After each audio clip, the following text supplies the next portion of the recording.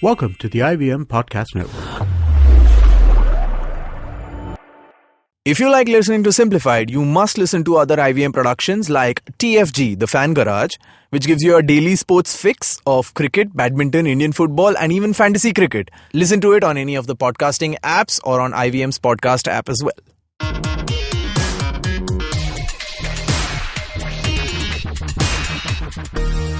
Hello and welcome, dear listeners, to episode number 59 of Simblified, your favorite mind-expanding Somebody's mind has podcast. definitely been expanding. Yeah, and there's a lot of episodes, I understand. Yeah, and it's fast catching up with your age, Naren. You scoundrel. I'm much younger than that. Stop spreading fake news. Anyway, I am Naren. I am confessedly the senior citizen of this venerable triumvirate. It sounds so powerful, triumvirate. Who brings this podcast to you, गरीबों के right? Brahma Vishnu है. Yeah. So, since we need to, one of the things that we have solemnly resolved, the preamble to the Constitution, solemnly resolved to do whatever. So, we have solemnly resolved to give one fact about each of us. Correct. Mm-hmm. And my fact is not something that I'm proud of, but I was once compared to Navjot Singh Sidhu as a compliment by my mom. Yeah. So my mom said, she looked at Sidhu and she said, Naren is also very witty, just like Navjot Singh Sidhu. So, Thoko tali. yeah. I normally don't. You may have to reconsider terms of. Okay. Mine is, so I'm Chuck. I make poor jokes on the podcast. My random fact about myself is, despite being a Malayali, I never drank alcohol through engineering college. Wow. Having been your roommate, that's not that surprising, but understandable anyway. Yeah. And can I just say that you're more than making up for lost time? Yeah. I'm Srikeit, and my random fact is that I hate cauliflower and love broccoli. Go figure. Wow. Okay. Are you racist or Colorist? sure Plantist? I don't know.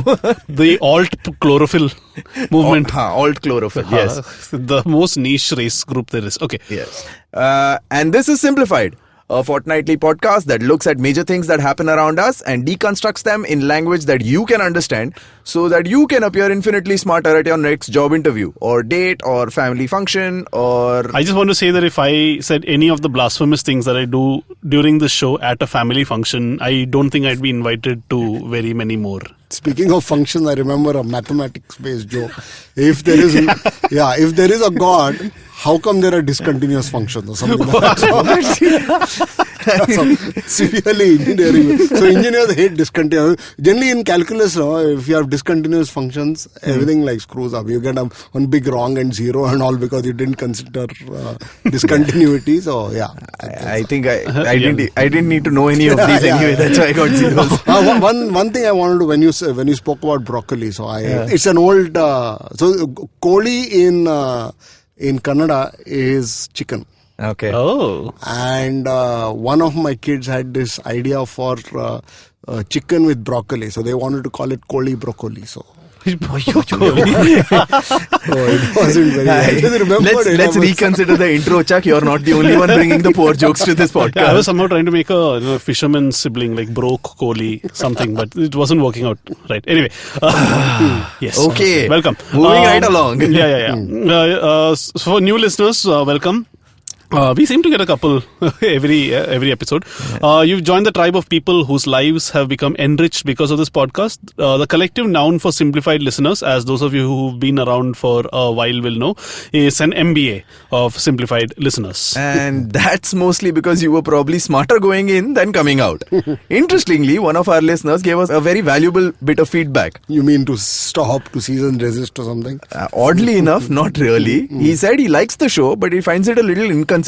Oh. We assure you we are trying to provide the same type of quality every time, and I'm using air quotes so huge for quality they can actually go up next to the Hollywood sign. So he says we do certain sections as and when we feel like it. Sometimes we do a profundity of the day, sometimes we do etymologies, sometimes we don't do either. Sometimes we do both. Sometimes we do both and stuff like that. I think his lament is basically like old married couples. We don't do it often. So that's taken. The thought of the three of us. No. Listeners, get that out of your mind. Now, okay. So anyway, thank you for that piece of feedback. That's pretty interesting, and it's interesting that we get feedback. We'll make sure we implement it, and to show you that this episode is not scripted at all, we'll have one etymology at the end of this episode itself. No, he could have put it down to pure coincidence, but no. Thanks for blowing our cover, and now everyone knows we read from a script, Chuck. Of course, it was not obvious enough. Without further ado, here's a first and most beloved section of them all, the profundity of the week. No prize over guessing the source of this. This features. No, but Chuck, you have two sources: building group or family WhatsApp group. Must make differentiation. Thankfully, there's no family in building WhatsApp group. Imagine that. Joint family in the building. Anyway, okay, so this features a little weird off-color sparrow peering into some green water and looking at its own reflection, and the text reads, be a reflection of what you'd like to receive. If you want to love, give love. If you want truth, be truthful. If you want respect, give respect. What you give out will return to you. Wow. Okay, I'm sorry, but that's just a very fancy way of stating Newton's third law. Sorry. What you give out will return to you, it seems. I'd like to see this principle applied to farts. Well, this is Newton's third law, all right. So I can only presume. Chuck, have you investigated the other two laws as well? Absolutely, and I can assure you this is the only time that two Chrome tabs were opened in parallel, stating what are Newton's laws and what's the maximum amount of Tabasco sauce a person can have per day without dying. Hence the fart I was talking about a little while back. So, Newton's third law in Latin is corpus omne persevere in stato suo quiescendi vel movendi uniformer in directum nisi quatas a viribus impressidis cogitur statum illum mutare. Why did you laugh? Mutare. It's like our brains have never left the third grade, no? Mutare. Translated to English, this reads, every body persists in a state of being at rest or moving uniformly straightforward except insofar as it is compelled to change its state by forced impressed. That's not translated to English. Anyway, still sounding like Latin. Simplifying that, it means an object will remain where it is, or it will continue moving as it is until an external force acts on it. The WhatsApp equivalent of this is, while it is important to be who you are, remember it is important to change to situations. So by all means, remain where you are comfortable, but when circumstances come, you must adapt. Ayayyo. Bharat Mata ki jai. This is most applicable to bureaucrats as governments change or something. So basically, stay as it is for 5 years. Then when government changes and Congress or BJP comes into power, correct, please adapt. Anyway, now second law states that the acceleration of an object, and this is interesting, the acceleration of an object is dependent on two variables, the net force and the object of the mass, or as everybody knows, F equal to M into A, as we have all learnt in science. And the WhatsApp equivalent of this, she makes you do things even though you don't want to, but you are what you are because she pushed you to do it. You are today who you are because of her force, and force is a product of mother and I. M into A. F equal to force equal to ma. Wow. No, there's another version of this as well, which is force equal to ma, and to make us learn the other equation of this was work equal to force into displacement. So anyone who does work is MAD, mad.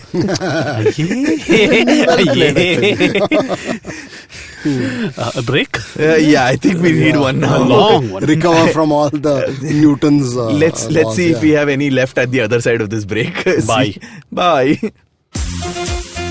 Long ago, not in Bethlehem, but in a place nearby, there was a wonderful birth of a huge show, which I like to call Cyrus Says. A show that encapsulates everything in human history, from the first Homo sapien to the last Homo sapien, who's traversed the entire world and then come back to India. This is a show which tells you everything about everything. If you want to know, avoid Google, come to us. It's called Cyrus Says. Get new episodes every Monday on the IVM podcast app or wherever you get your podcasts on. You get one banana vada free with every podcast. Right. I'll just check that. And welcome back to part 2 of episode 59 of Simblified. also known as the part where we actually start making some amount of sense. Now, you might remember a few Simblifieds ago, we looked at what went down at F8, or that is Facebook's almost annual developer conference. Yeah, we looked at how Facebook's working on tech that'll help your brain to type, your skin to breathe, and also the latest ways in which it's copied Snapchat. Since then, it's copied like 2 more features. Yeah, it's crazy, man. It's quite a wide spectrum of activity. Yeah. It's like NASA saying, this year we explored Mars. We got 4K footage of Jupiter. Our chief scientist got the Guinness record for eating maximum Oreos in 30 seconds or something like that. Yeah. So this week I'm going to talk about something that happened just a while ago, from 17th to 19th of May 2017. To be precise. This is Google's annual developer conference, I/O, and what all got announced over there. And trust me, even if you're not a geek as such, you'll want to hear what's happening over here, because just like Facebook, while it's technically still a conference for developers and geeks and people who wear t-shirts with clever code jokes on them, I don't give a font and things like that. This is the type of things that these guys wear. A lot of what's being announced will sooner rather than later make its way into the public domain, and being Google, most likely onto your phone. Oh, I thought you wanted to say something. No, you had that expression. I'm thinking for all these conferences, what you can do is just like wear a t-shirt with like a very simple program written on it and like some very basic mistake on it. It'll drive everyone nuts. Like solidly It's troll like everyone. Like OCD. One guaranteed way of screwing up a South Indian music concert is you go sit in the front row and do the talam wrong. Okay? The guy is gone. He's just gone. He can't sing. Full nervous breakdown. You like open some tag and then you don't close it or something like that. You open. That's brilliant. Yeah. So Anyway. Let's before we get into what happened at this year's Ayayyo, let's set a bit of context with what's gone down at this conference historically. So, guys, a little quiz. Which year was the first I/O? Google was established late 90s. I don't know, early 2000. No, 2000. Yeah. Late or mid 2000s, right? Mid 2008. Okay. What does I/O stand for? Input output. Oh, Naren. Like, Captain Obvious. I know answer. The answer is actually, you guys know Parmesan and feta. And just imagine everything is melted. It's still not as cheesy as what it actually stands for. Innovation in the open. Wow. Yeah. Wow. That's like. No, I think the name stuck when someone gave this explanation and the reaction happened as Ayayyo. When you go for a poop in the fields and then you have to then you have to be very innovative. You have to poop where other people haven't pooped. Oh, like that. Yeah. Well, that's innovation in the open, something like that. Toilet, very scatological episode. Maybe you want to show people that when you're a closet Toyota fan, but you hate showing it. So you're Innova Shun in the open. Sorry. Okay, moving on. Well played. This is what we mean by interspersing fact with Naveen, jokes. please don't leave us. We love you very much. Naveen's our producer, by the way. Yes. In 2008, what was announced that would change the world forever? I don't know, 2008. I decided to do a graduation. I don't know what happened. Android was announced in 2008. Yeah. Yes. Okay. HTC Magic. You'll like this, Srikeit. HTC Magic was released in 2009. What is unique about this phone? It was the first phone on which Android was tested, right? No. It was the first touchscreen only Android phone. Okay. No buttons. Yeah. Otherwise, we had our legendary HTC Desire Z. Yeah. In 2012, something was unveiled in absolutely spectacular fashion. Probably the most exciting product launch ever, but it's hardly in the news right now. Nexus. Wave. Nexus. No. Wave. Wow. No. Google Glass. Glass. Yes. So Google Glass. Yeah. What a brilliant launch that was. So for those who don't know what went down, like this was absolute rockstar level stuff that happened. So Sergey Brin, he just came on casually in his cool Russian accent. Not a phrase that you want to hear very often in California these days. He said, we're going to unveil a product, and then casually behind him, like a sky view of California came, like where these a mountain view or wherever these guys were, And nobody had any idea what this is. And then suddenly he said, yeah, we're testing this thing called Google Glass, and oh, by the way, that's like live right now. And it's like, what, live, huh? And then cut to inside the plane where there are two skydivers wearing Google Glass. And then these guys, absolute rock stars, dude, like the audience couldn't believe it. Still 2012, no? They jumped and they landed right on the roof. And then Sergey casually he's giving commentary as if like, hey, cool, whatever, I just asked Big Basket to deliver goods or something. Like, and then he's like, yeah, and it's a long walk down. So now what you'll see over there is two BMX bikers picking up the glass. And so these guys pick up the glass, they just zip all through like whatever, and then they hand it to another guy who coolly rappels down, gives it to another BMX biker in the bar who like absolute rock star gets it inside the conference hall. And right up to the stage. Yeah. And let's just say Google Glass didn't do anything after that. Yeah, I know. I think that was its most that is incredible. Moment. I mean, you get goosebumps. There are a few tech launches you get goosebumps watching. Like you see Steve Jobs first unveiling the iPod, not the iPad or the iPhone, because we got used to his madness by then. But the iPod, I mean, you just get goosebumps watching stuff like this. Yeah. Okay, in 2014, something very flat was launched. Flat. Material design. No. Okay. And in 2015, they finally killed something. Oh, they finally killed Orkut. No, Orkut was killed long before Google Glass. No, close. No, not Google Glass died its own natural death. They finally killed Buzz. Reader. Google Plus. I keep calling it Buzz. Yeah, you guys have failed everything. Yeah. Yeah. I used to be an Android geek at one point in time. Of course. But then I sort of have given that up. Yeah, sure. So what they did this year, and okay, I saw the first ever video of the first ever Google I/O in 2008. As in, I didn't see it back then, I saw it now. And then I saw the intro to this. I just want to tell you the gulf in difference, okay? The first one starts with a very geeky looking guy. Not even Sergey or Larry. He's like, okay, thanks for coming, guys. Like, please sit in your places. I need to tell you, no cell phone. Please put your cell phones on silent. Usually what happens before, things actually happen, and then, oh, by the way, there are feedback forms on your seats. Please take them. And while you're going out, there's a box. Like, dude, like, wow. And he seemed like 12th standard chemistry professor. He was like droning on. Cut to this year, where there was like a almost Pixar-like animation on the screen between two characters, a beautiful story between them. The two characters so one character's holding a stick and the other character's like a little egg, and that morphs into I/O.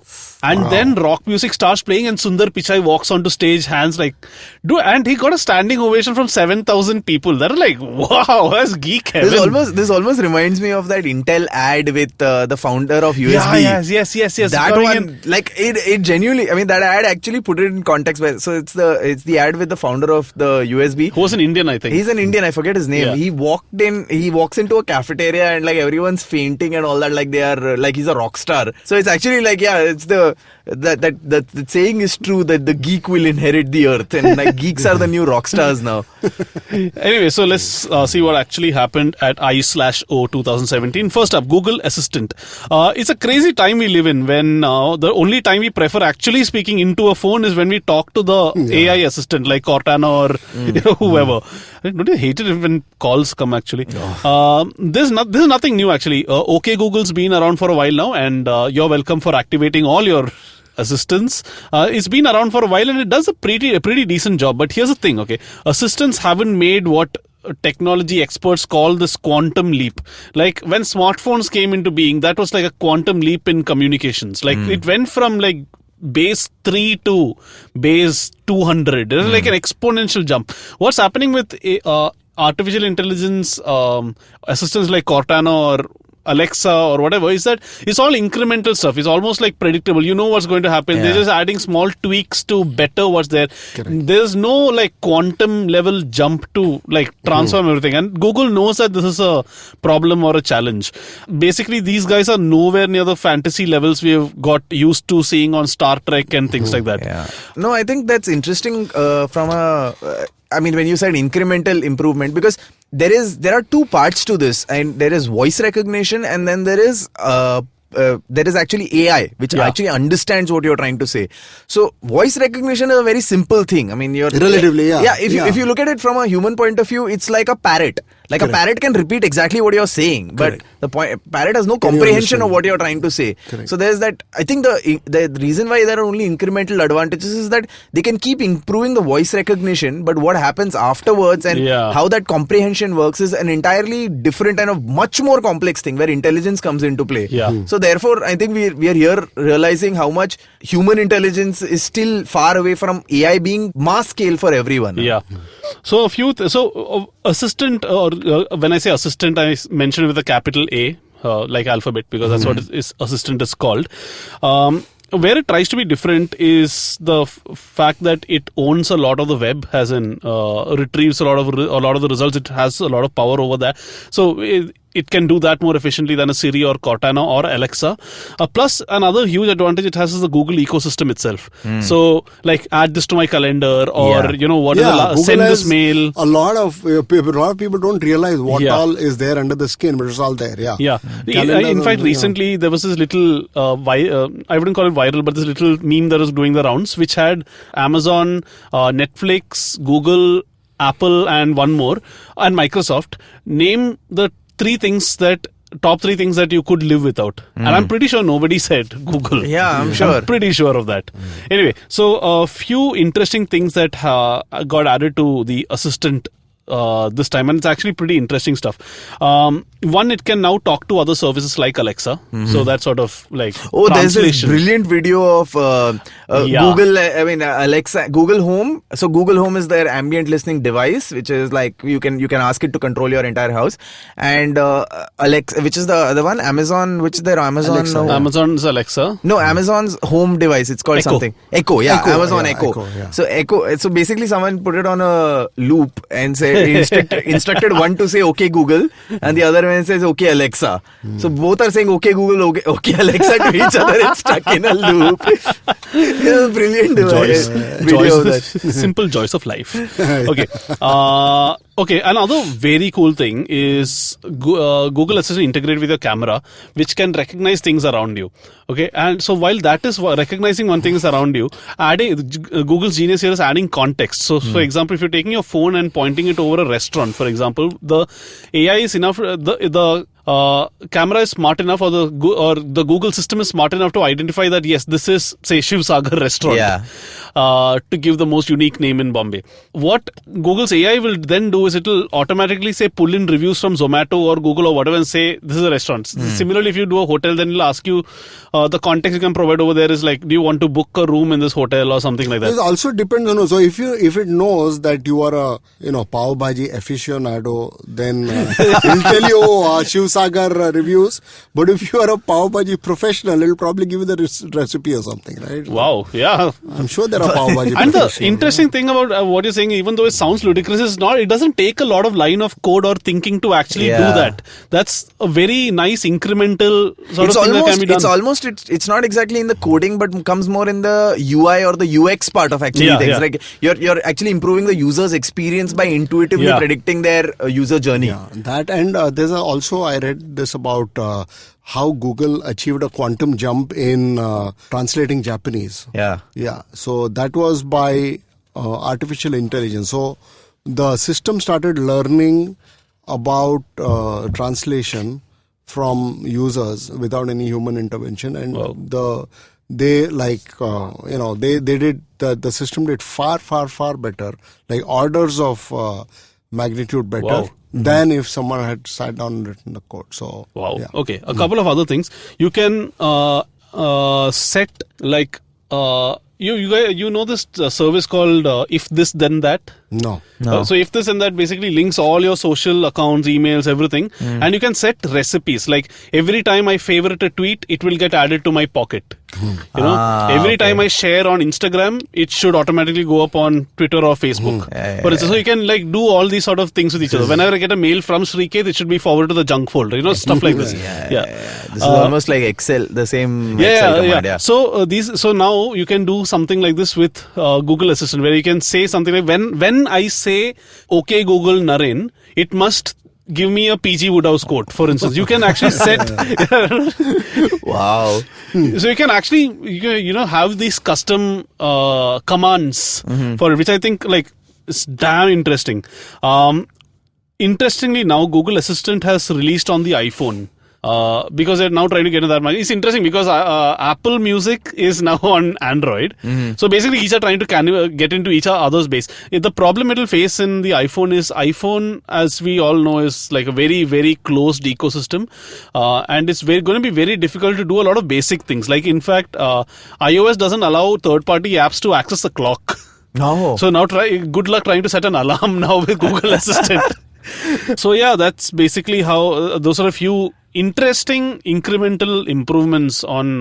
There's one fundamental question I have. I don't know if you guys know the answer, but Google has been very, very inward looking as far as apps are concerned. So are there any Google developers who are not in Google, and what do they do if they? So what I mean is, like if you have a Facebook developer conference or a Twitter's developer thing, there are a whole bunch of people. So Apple has that. So it has people who write stuff which hooks onto it and makes the whole thing richer. So are there companies who write stuff for Google that go into the core Google stuff? I think there is I mean, as far as the technologies we talked about, like Assistant and all that stuff, I don't think that's there too much in that. But if you look at the evolution of Android itself and how something like CyanogenMod has come into play, basically Android was started off. It's always been open source. They have left it open and they have asked for people to come and play with it and develop it. So what many people have done is, some of them, like lot of freelance people have, I mean, it's a community thing. So they come and they've made improvements for Android for free. So because they've said that, okay, this is what can be done better to improve this place. And what some other guys have done is they've taken the core kernel of Android and they've developed their own OSs, operating systems out of it, which is something called CyanogenMod, which was really famous. In fact, CyanogenMod was the one on which OnePlus started off. Yeah. Then afterwards Oxygen OS and many other such OSs, which are very custom builds for each phone. They develop their own OS, and this is all completely user. It's almost like a Wikipedia kind of approach of this, where let's write whatever we need to for this one particular thing. So they're building OSs on their own because the core kernel has been released. So Google has actually been a big proponent of this open source culture. Google itself is not open source. Google itself is not. So they have certain projects. What is the developers conference? So okay. Who can be a Google developer and not be working for Google? No. So I get why you're confused. So these developers who come to the Google developer conference or Facebook developer or Apple, whatever, they don't write code for Google itself. Okay, let me use an example actually over here. Google's engineers, people who are on Google's payroll, develop maps, right? Google at one of the IOs goes and says, hey, we have this new product called Maps, which you guys can feel free to use in any way that you want. Then a developer from a young startup called Uber is sitting there saying, hey, I can actually use this software that is owned by Google to integrate with, and I can help people find cabs. And then he takes the API, which is the program, which is the program code, as it were, and integrate it in his software. But the code is still Google's at the end of the day. So that's he has that window into the code. And that's advantages for Google, because Google in a vacuum itself is pretty limited. I mean, there are only so many people who will want to use Google Maps directly. So there are many ways in which So similarly, Google stuff is unobtrusively used. So similarly, when Facebook announced Facebook Connect, which is like you can go to any website and instead of making a new login and password for that site, you can use Facebook login. You can say Facebook comes and announces, hey, if you're a developer, here's a tool that you can use. And then these are guys who are all sitting with apps and saying, hey, wow, my customers now don't need to make an a new user ID password of their own. They can just use this and then go back and integrate this with their product. So that's basically what it is. So like you said, fundamentally, it's not a recruitment drive or a call to like Chuck call said, for code. Like Chuck said, it was I think the example of Uber. A lot of people may not have used Google Maps, but anyone who's used Uber has used Google Maps through Uber. Yeah. So that's the way they're getting people to use their products. Yeah. And also another part of Assistant, which is also the privacy component of it, for that matter. A lot of people have kept ambient listening on. Means at any point if you say, okay Google, your phone gets activated and listens to it. what has happened is, and Chuck's phone has just... and listen to it, what has happened there is. So what has happened because of that is, what's the scary part, and this is what I think Google had mentioned some other time, which has released a link, saying that not only does the phone listen, it also records it. And there is actually a page in your Google settings somewhere where you can actually go and play every time you have said okay Google and what you have asked for. And that I actually went to that page and listened. It sounded really creepy because you can hear all the ambient sound behind you also. Whoa. Like when I've been in a mall and said okay Google, help me find a cab or some stuff like Let's that. not even get to the implication of what this means for marketers. Yeah. Google, so far they've said it's all only accessible to you, but like it's there and Google has recorded it all. You seem to be in a noisy environment. Would you like to buy noise cancelling headphones? Cool. So we are going to take a little break and we will see you on the other side. Hi, I'm May and I'm a huge fan of the indie music scene in our country. A scene that's relatively underground, even though it sometimes speaks its head overground, but there's no shortage of talent, and I get the privilege of interviewing some of the most awesome musicians on my show. I've had the likes of Euphoria, Krish Kale, Hardcore, Randolph Correa. I've had singer-songwriters, folk singers, electronic music producers, playback singers, rappers, fusion artists, instrumentalists, classical musicians, and so on. Whether mainstream or not, these people have chosen to release their original music, and these are the people currently shaping the direction in which our music scene is heading. Join me on my show every Monday and tune in to discover the unique talent coming out of India today. You can catch Made in India on your favorite podcasting app or our very own IVM podcast app. And welcome back to part 3 of Simblified. We're talking about Google I.O. and the cool things that were announced during the 2017 edition of Google's annual developer conference. We left off by talking about Google Assistant and the cool things that the camera can do. By the way, that one feature is called Google Lens, where it'll identify like things around you. And I think that itself has like immense possibilities. It can identify, I'm guessing it can then identify people also. Yeah. Like, that'll be pretty awesome, That'll right? be a neat trick because it's supposed to be very, very difficult. Yeah. So humans for some reason are able to tell, not just people. If your brother or your dad or someone comes along who looks like Similar. you, they'd be able to tell that you are related. Yeah. And I'm computers thinking find like very where hard this to can find. go. Suppose, for example, a LinkedIn integration were to happen, a campus placement can just happen like that. No, like guy comes, like he looks at everyone, how you and you and you and you. Like you just imagine, dude, it's like very possible. It's just a few lines of code that's needed, and very likely Microsoft Google alliance for that to happen. Okay, cool. What else? What else has been happening? The next thing that Google made a big fuss about was Google Photos. Okay, I don't know if you guys use Google Photos all that much. Yeah. So Google Photos is now like a built-in photos managing application on Android, and because it comes bundled with a lot of Android phones, it's now grown up to 500 million users. So I personally don't use, but yeah, that's huge, right? 500 million users just like that, and it's been like it launched like just a few years ago. 500 million, and Google Photos. So it's actually very interesting to see that how entirely. There are people who use Google without even are using products, different products of Google without even realizing anywhere that they are using Google at all. For most of these people, Google is just that search engine. Yeah, and they don't realize that they're using Photos, they're using like Calendar, Drive, Calendar, so many other things. Yeah. So one cool thing about Google Photos is they now. So they said during the conference they don't want your camera roll to become like a reverse chronological photographic directory of your life. So they say your life is still organized around moments that you remember. You know, the first time you got a job or when you got married. These are the moments that stand out, and they want to build products and they want to tweak their coding in such a way that it revolves around moments like these.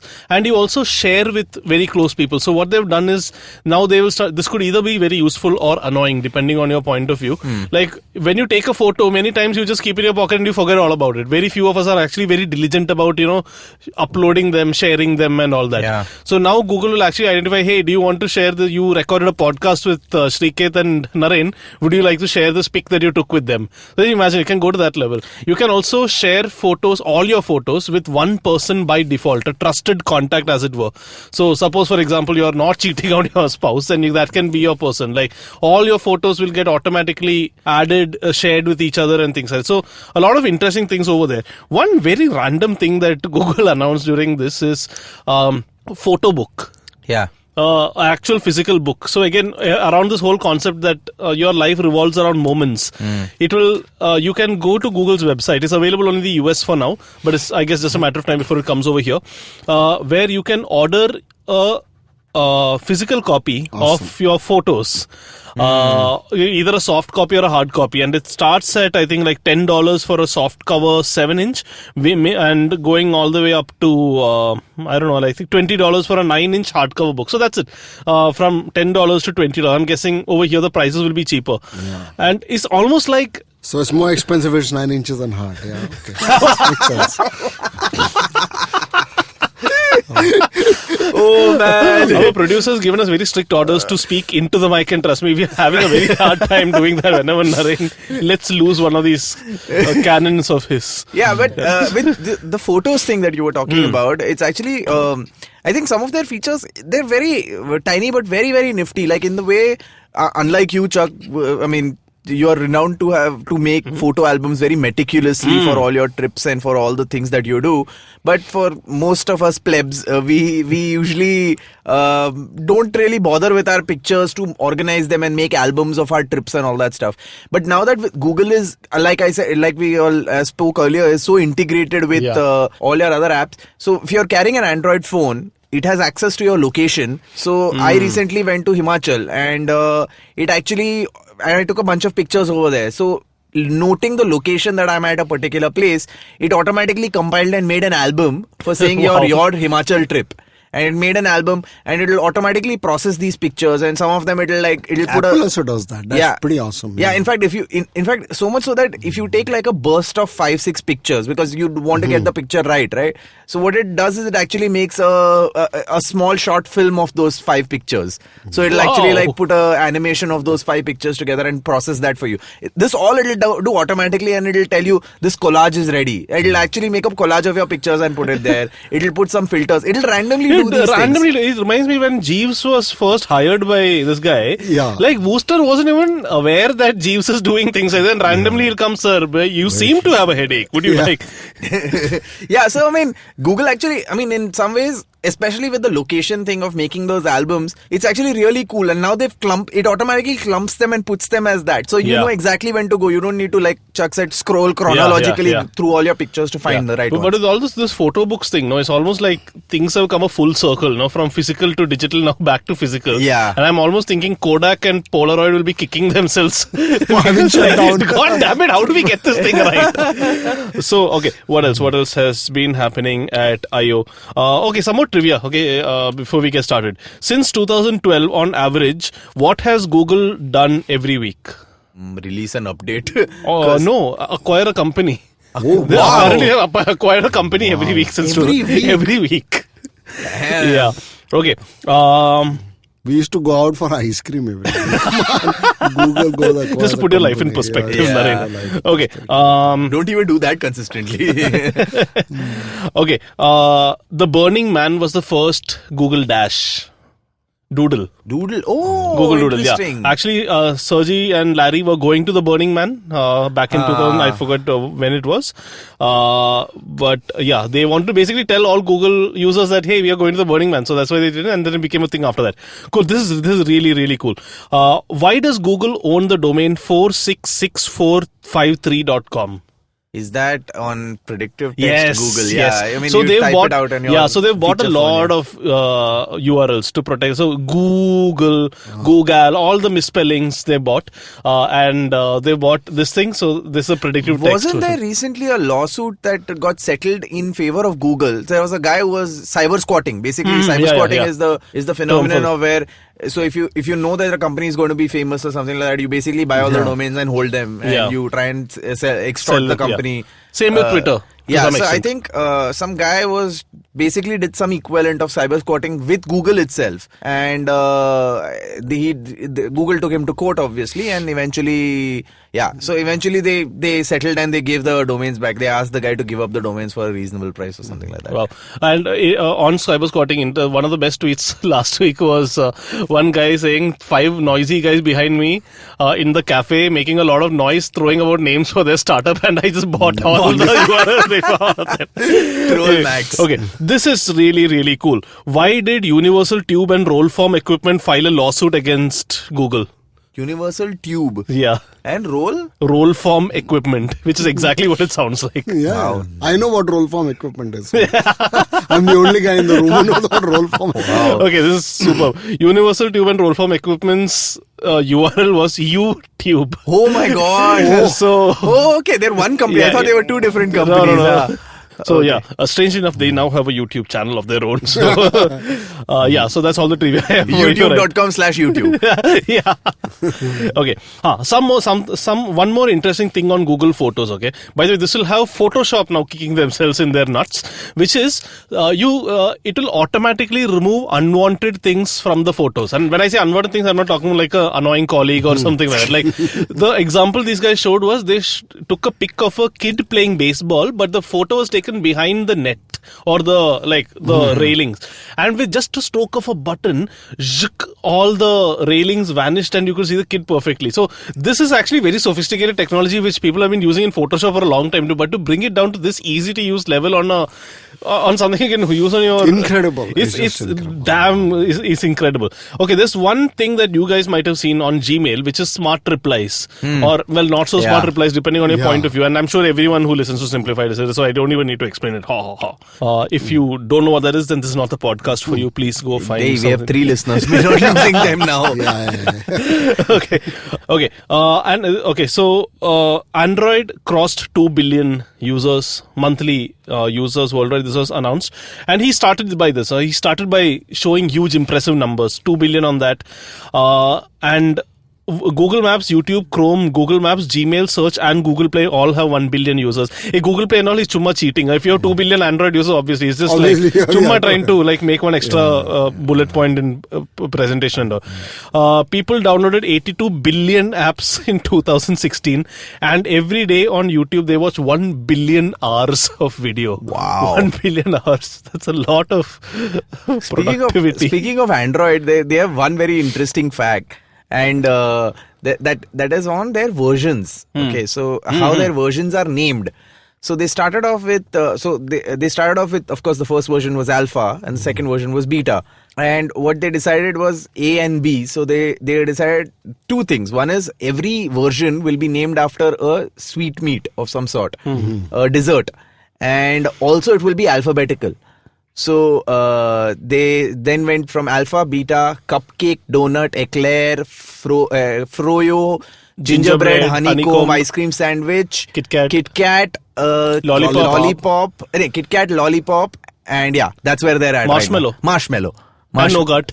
Marshmallow, nougat. And now O people think is going to stand for Oreo. Quite unlikely because nothing else started with O. So it's alphabetical and going. And every time you'll have like Bharat Army on Twitter saying no, it should be Rasagulla or Gulab Jamun. So that's actually a very interesting nugget of information or a nougat of information. Wow, this is like our whole lives have waited for that moment to happen. What's going to happen after Z though? Any idea? AA, like Excel, it'll show. No, then they'll go for Indian sweet. They'll start with Indian alphabet. K, K, G, G. Android car coming to Sundar Pichai will enforce. Abhi kya hai? K se Kharagpur. Foot. And that was for all you Biswa fans out there. One announcement that I'm really excited about is something called Android Go. So Android Go is actually a specialized operating system for low-end Android devices. So basically there are several problems with low-end devices right now. Like they always say, Android makes cheap phones, but there are several problems with that. One, it may have usually the specs are too low to run the latest version of Android smoothly. Think of it like you have a Lamborghini on Western Express Highway. That's basically the problem.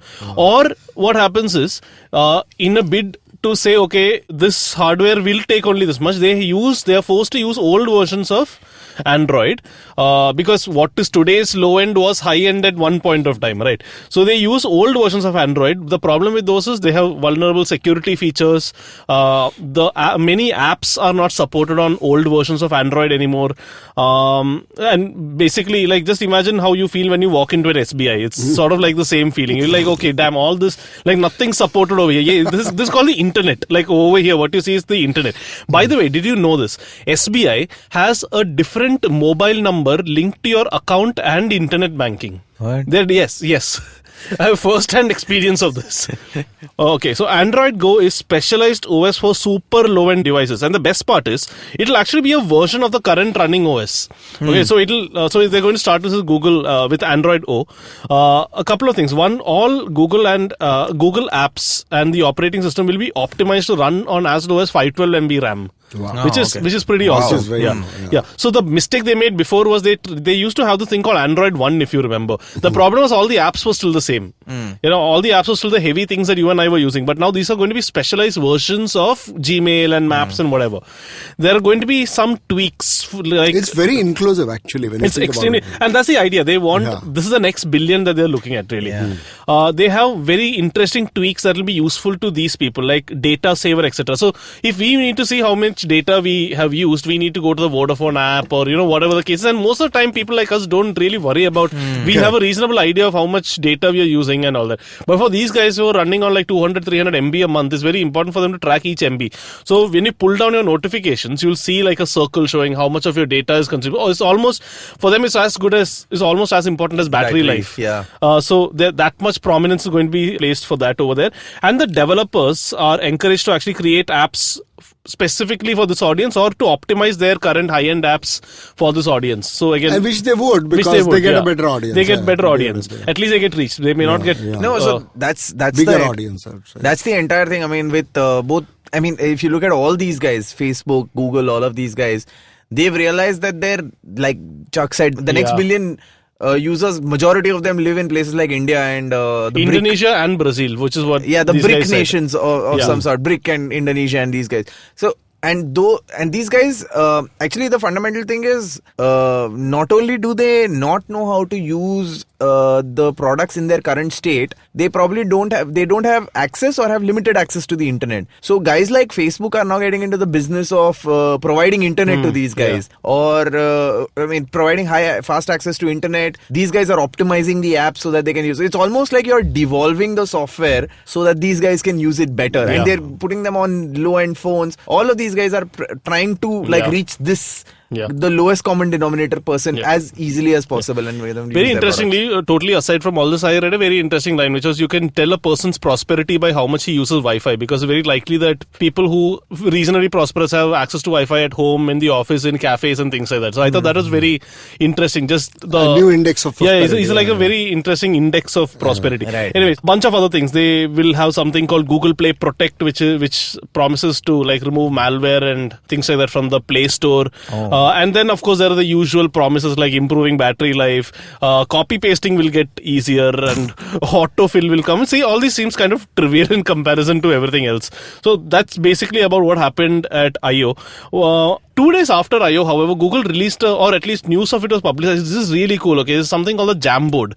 Google Jamboard. We know that Google makes hardware, but it's like really cool. You guys have seen, you guys know drawing tablets, right? Wacom drawing tablets. Yeah. You've seen the ones with an LED screen. Yeah. It's called the Cintiq, and it's fairly expensive. Like I have a Wacom drawing tablet, and that cost around the equivalent of, I think, 20,000 Indian rupees at that point of time, which is fairly, you can get stuff starting at 6,000, 7,000 types.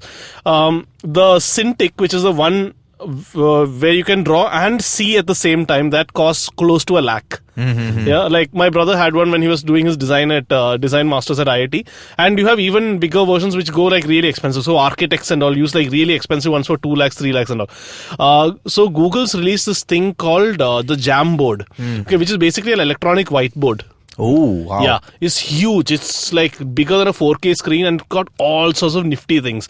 One, it feels really cool. It's also a lot of fun. It seems like a lot of fun to use, but then you can collaborate, and whatever you see over there can be synced to an app on multiple screens, so you can see at any point of time what's being written on that whiteboard.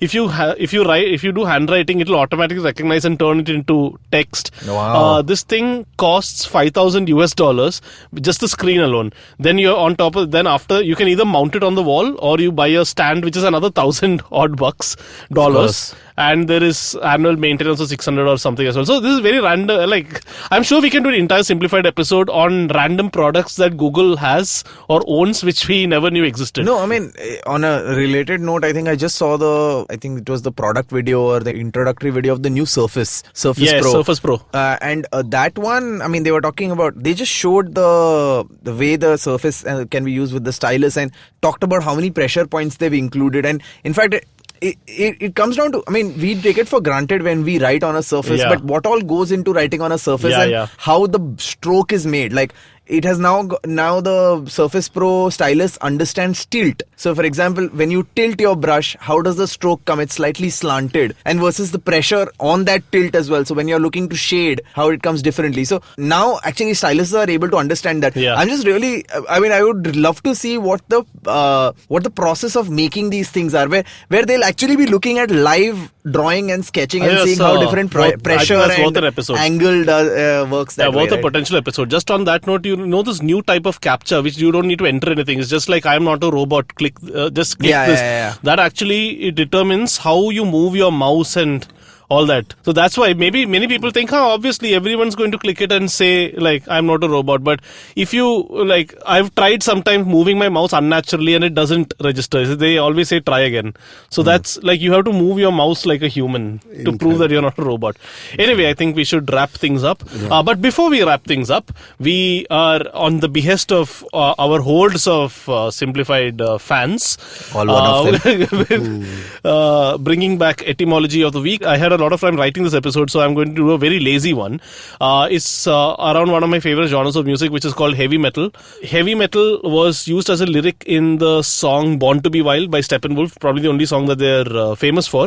And it wasn't a heavy metal song as such, but the term just, stuck. And then a newspaper reporter called something as, that heavy metal song or something. And then just evolved. And Judas Priest was the first band to proudly wear the term heavy metal on their sleeve. Because the lead vocalist Rob Halford used to come in like leather spikes and used to ride motorcycles onto stage. So that's the evolution and the origin of that term. So the etymology of the word that I actually read, and this is damn interesting, was about the word dunce. Dunce. Yeah. Oh. Dunce meaning slow-witted, stupid. Moose Mason from Archie Comics. Yeah, that too. But the etymology is actually quite funny. It comes from, it's actually derived, the word is derived from the name of one of the great scholars of the Middle Ages, John Duns Scotus, who was a philosopher and a theologian, whose thinking was very profound and he had many followers. And he was actually, it was recognized around his circles as a very... the same guy, Regina. Don Scotus Regina. I don't know. I'm not sure. But this is so he's a very profound thinker, and his teaching attracted a group of students who became to be known as duncemen or duncers. Oh, now his teachings were very influential in the 14th century, and they remained so till the Renaissance. Now, in the Renaissance, of course, there were a lot of modern theories that gained prominence. So those who clung desperately to Duns's teachings were mocked for their seeming inability to modernize or learn at all. The Duncers became dunces and a new word was born. How cool was that? So it's almost Luddites. Yeah, I was just thinking of the same. They are Luddites who refused to let go of Duns's teachings and therefore became dunce. Very profound indeed. All right. Thanks, guys, for joining. It's been a long episode. Thank you for sticking around for this long. We'll be back in a fortnight, and we will also be back next year with Google I/O 2018. What went down? Wow. Bye. Advance this notice. Time it's personal. Yeah. See you, folks. Bye-bye.